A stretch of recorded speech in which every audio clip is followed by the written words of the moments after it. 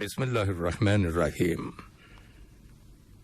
یہ ریڈیو قطر FM 107 ہے۔ اب آپ محمود احمد سے خبریں سنیے۔ ابتدا میں پیش خدمت ہیں اہم خبروں کی سرخیاں۔ صاحب اسم امیر نے رومانیہ کے صدر کو ایک تحریری پیغام ارسال کیا ہے جس کا تعلق دو طرفہ تعلقات اور انہیں فروغ دینے کے وسائل سے ہے۔ کل دیوان امیری میں صاحب اسم امیر سے قطر کے دورے پر آئے ہوئے اسلامی جمہوریہ ایران کے وزیر خارجہ نے ملاقات کی۔ قابض اسرائیلی فوج نے کل مسلسل 9ویں روز بھی غزہ کی پٹی پر اپنی جارحانہ کارروائیوں کا سلسلہ جاری رکھا، جن کے نتیجے میں فلسطینی شہداء کی تعداد 2506 اور زخمیوں کی تعداد تقریباً 10,400 ہو گئی ہے۔ اور یورپی کونسل کے صدر نے فلسطینی علاقوں میں جاری تنازع کی تازہ ترین ڈیولپمنٹ پر غور کرنے کے لیے یورپی یونین کے رہنماؤں کا سربراہی اجلاس طلب کر لیا ہے۔ یہ تھیں اہم خبروں کی سرخیاں، اور اب سے چند لمحوں بعد تفصیل سے خبریں نشر کی جائیں گی۔ لیجیے اب آپ تفصیل سے خبریں سنیے۔ صاحب اسم امیر شیخ تمیم بن حمد آل ثانی نے رومانیہ کے صدر کلاؤس لوہینس کو ایک تحریری پیغام ارسال کیا ہے جس کا تعلق دو طرفہ تعلقات اور انہیں فروغ دینے کے وسائل سے ہے۔ بوخارسٹ میں قطر کے سفیر اسامہ بن یوسف القرداوی نے کل رومانیہ کے وزیر خارجہ لومینینٹو اوڈوبیسکو کے ساتھ ملاقات کی اور انہیں صاحب اسم امیر کا رومانیہ کے صدر کے نام مذکورہ پیغام پہنچایا۔ ملاقات کے دوران دونوں ملکوں کے دو طرفہ تعلقات اور باہمی دلچسپی کے امور پر تبادلہ خیال کیا گیا۔ کل دیوان امیری میں صاحب اسم امیر شیخ تمیم بن حمد آل ثانی سے قطر کے دورے پر آئے ہوئے اسلامی جمہوریہ ایران کے وزیر خارجہ ڈاکٹر حسین امیر عبدالنہیان نے ملاقات کی۔ ملاقات کے دوران دونوں ملکوں کے درمیان دو طرفہ تعلقات اور انہیں فروغ دینے کے وسائل پر تبادلہ خیال کیا گیا۔ علاوہ ازیں مشترکہ دلچسپی کے متعدد علاقائی اور بین الاقوامی معاملات، خاص طور پر فلسطینی علاقے کی تازہ ترین ڈیولپمنٹس پہ زیر بحث آئیں۔ اس ملاقات میں وزیر اعظم اور وزیر خارجہ شیخ محمد بن عبد الرحمن بن جاسم آل ثانی بھی شریک ہوئے۔ کل دیوان امیری میں وزیر اعظم اور وزیر خارجہ شیخ محمد بن عبد الرحمن بن جاسم آل ثانی سے ان کے دفتر میں قطر کے دورے پر آئے ہوئے اقوام متحدہ کے انڈر سیکرٹری جنرل اور اقوام متحدہ کے خصوصی کوارڈینیٹر برائے افغانستان فریدون سنر لوگوں نے ملاقات کی۔ ملاقات کے دوران قطر اور اقوام متحدہ کے درمیان تعاون اور افغانستان کی تازہ ترین ڈیولپمنٹس کے بارے میں تبادلہ خیال کیا گیا۔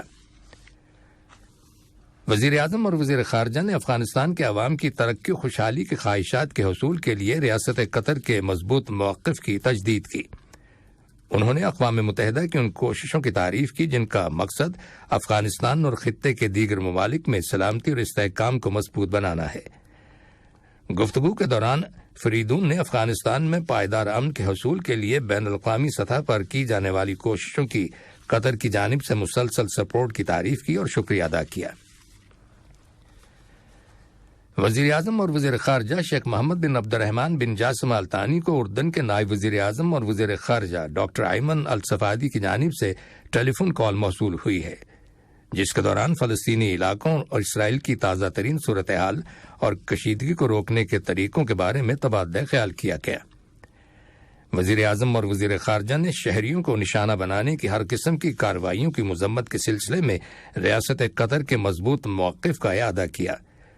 انہوں نے کہا کہ بے گناہ شہریوں، خاص طور پر بچوں اور خواتین کو قتل کرنے کے علاوہ اسرائیلی حکومت کی جانب سے کسی بھی بہانے اجتماعی سزا پر عمل ناقابل قبول ہے۔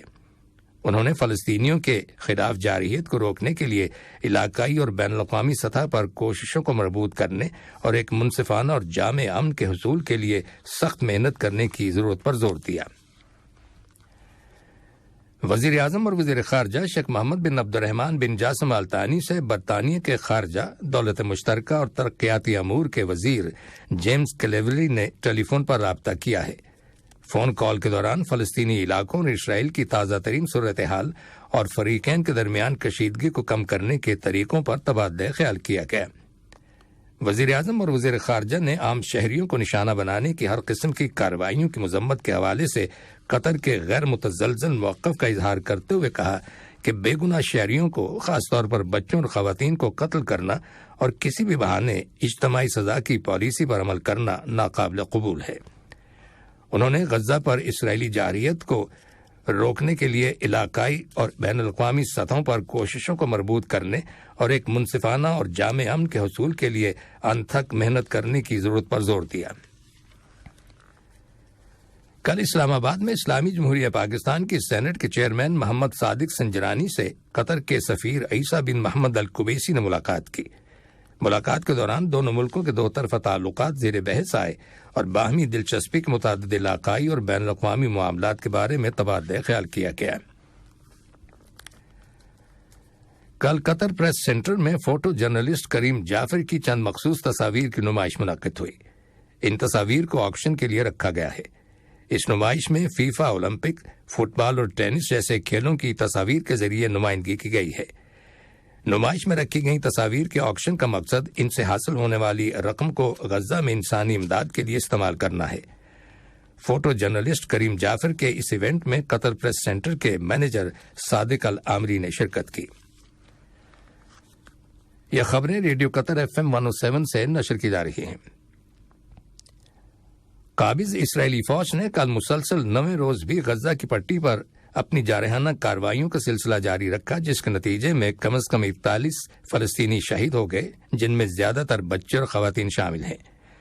فلسطینی خبر رساں ایجنسی وفا کی رپورٹ کے مطابق درجنوں افراد زخمی بھی ہوئے ہیں۔ اسی طرح اسرائیلی جنگی ہوائی جہازوں نے غزہ شہر کے جنوب مغرب میں تل الحوا قصبے پر حملے کیے، جن کے نتیجے میں کم از کم 15 فلسطینی شہید ہو گئے، جبکہ درجنوں افراد زخمی ہوئے۔ وسطی غزہ کی پٹی کے شہر دیر البلح میں الاقصی شہداء ہاسپٹل کے قرب و جوار میں فضائی بمباری سے ایک گھر تباہ ہو گیا، جس میں رہنے والے کم از کم 7 فلسطینی شہید اور دیگر کئی زخمی ہو گئے۔ فلسطین کی وزارت صحت نے اعلان کیا ہے کہ 7 اکتوبر کو اسرائیلی جارحیت کے آغاز سے لے کر اب تک غزہ اور مغربی کنارے میں فلسطینی شہداء کی تعداد 2506 ہو گئی ہے، جبکہ زخمیوں کی تعداد تقریباً 10,400 ہو گئی ہے۔ ان میں زیادہ تر بچے اور خواتین شامل ہیں۔ یورپی کونسل کے صدر چارلس میشل نے فلسطینی علاقوں میں جاری تنازع کی تازہ ترین ڈیولپمنٹ پر غور کرنے کے لیے یورپی یونین کے رہنماؤں کا سربراہی اجلاس طلب کر لیا ہے، جو ویڈیو کانفرنسنگ کے ذریعے کل منگل کے روز منعقد ہوگا۔ چارلس میشل نے کہا ہے کہ فلسطین کے تنازع کے معاملے میں یہ انتہائی ضروری ہے کہ یورپی کونسل معاہدوں اور اپنی اقدار کے مطابق مشترکہ پوزیشن اور حکمت عملی کا تعین کرے اور ایک واضح متفقہ لاہ عمل اختیار کرے۔ انہوں نے مزید کہا کہ غزہ کی پٹی کے محاصرے کے نتیجے میں سامنے آنے والے المناک مناظر اور بمباری اور گولہ باری سے ہونے والی تباہی عالمی برادری کے لیے خطرے کی گھنٹی بجا رہی ہے۔ عرب ممالک کے وزرائے سماجی امور کی کونسل کے ایگزیکٹو آفس کا 79واں اجلاس آج قاہرہ میں عرب لیگ کے سیکریٹریٹ جنرل میں منعقد ہوگا۔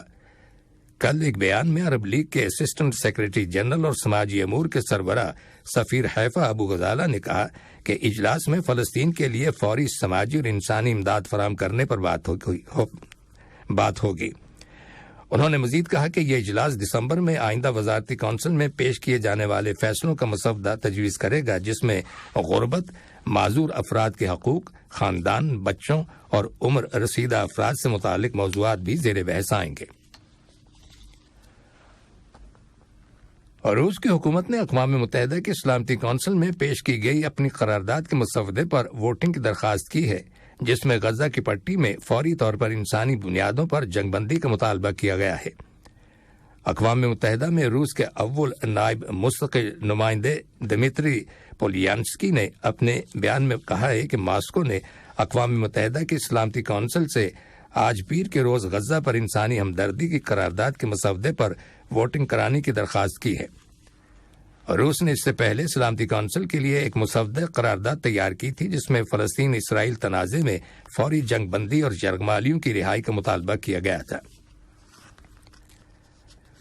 کل ترکی کے وزیر خارجہ حاکان فیدان اور امریکہ کے وزیر خارجہ انٹونی بلنکن کے درمیان ٹیلی فون رابطہ ہوا، جس کے دوران فلسطین اسرائیل تنازع کے حوالے سے تازہ ترین ڈیولپمنٹ پر تبادلہ خیال کیا گیا۔ ترکی کی خبر رساں ایجنسی اناتولو کی رپورٹ کے مطابق دونوں وزرائے خارجہ کے مابین بات چیت کے دوران معاہدہ شمالی اوقیانوس کی تنظیم نیٹو کی توسیع پر بھی غور کیا گیا۔ اور روس کی وزارت دفاع نے اعلان کیا ہے کہ تازہ ترین جھڑپوں میں یوکرین کے 675 فوجی ہلاک اور زخمی ہوئے ہیں، جبکہ روس نے یوکرین کے 31 ڈرون طیارے مار گرائے ہیں۔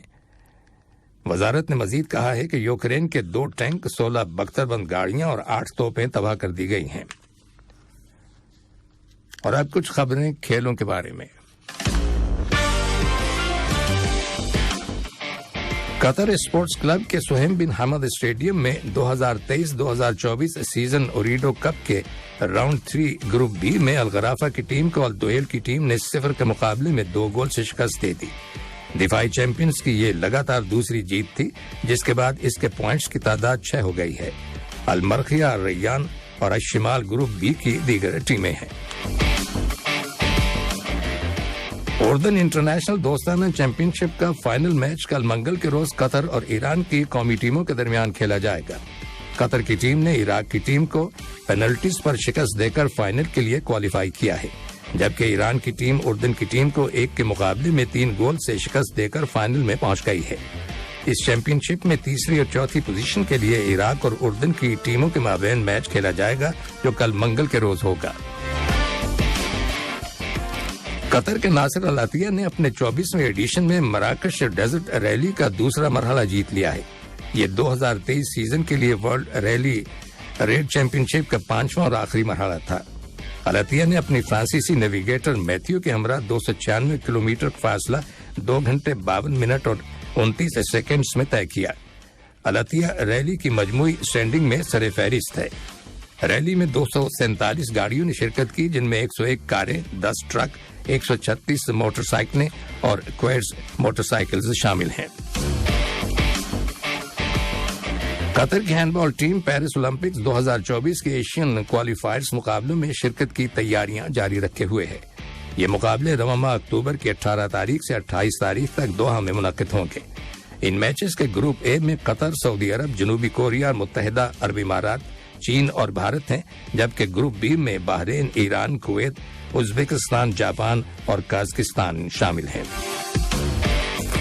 آخر میں ہم خبروں کی سرخیاں ایک بار پھر سن لیجیے۔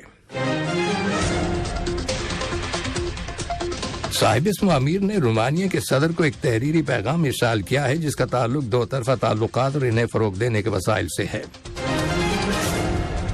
کل دیوان امیری میں صاحب اسم امیر سے قطر کے دورے پر آئے ہوئے اسلامی جمہوریہ ایران کے وزیر خارجہ نے ملاقات کی۔ قابض اسرائیلی فوج نے کل مسلسل 9ویں روز بھی غزہ کی پٹی پر اپنی جارحانہ کارروائیوں کا سلسلہ جاری رکھا، جن کے نتیجے میں فلسطینی شہداء کی تعداد 2506 اور زخمیوں کی تعداد تقریباً 10,400 ہو گئی ہے۔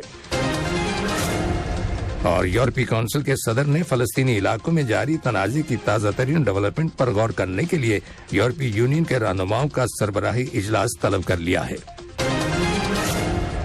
اور اس کے ساتھ ہی ریڈیو قطر FM 107 سے خبروں کا آج کا پہلا بلیٹن ختم ہوا۔ اسٹوڈیو سے تکنیکی معاون جابر الاحمد، انتخاب عالم اور محمود احمد کو اجازت دیجیے۔ اللہ حافظ۔ السلام علیکم دوستو، میں ہوں شیخ نور۔ آپ دیکھ رہے تھے قطر نیوز FM 107 قطر نیشنل ریڈیو پر، اور میں اس ویڈیو کو ریکارڈنگ کر کے ایڈیٹنگ کر کے آپ کو نور ٹائم 24/7 یوٹیوب چینل پر اپڈیٹ کیا ہوں اور فیس بک شیخ نور پیج پر اپڈیٹ کیا ہوں۔ یہ نیوز چینل یہ نیوز اپڈیٹ گورنمنٹ کی طرف سے آتی ہے، کوئی فیک نہیں رہتا، کوئی ملاوٹ نہیں رہتا۔ اسی لیے میں اس کو اچھی طرح سے ایڈیٹنگ کر کے میں یوٹیوب میں اپلوڈ کرتا ہوں۔ آپ کو اسی طرح سے ویڈیو دیکھنا ہے، اصلی نیوز آپ کو ملتے رہے، اسی لیے میرے چینل نور ٹائم 24/7 یوٹیوب چینل کو سبسکرائب اور لائک اور کمنٹ کر کے رکھ لیجئے، تاکہ اپڈیٹ جیسے ہی ہوا نیوز ہر دن وہ آپ کو ملتا رہے۔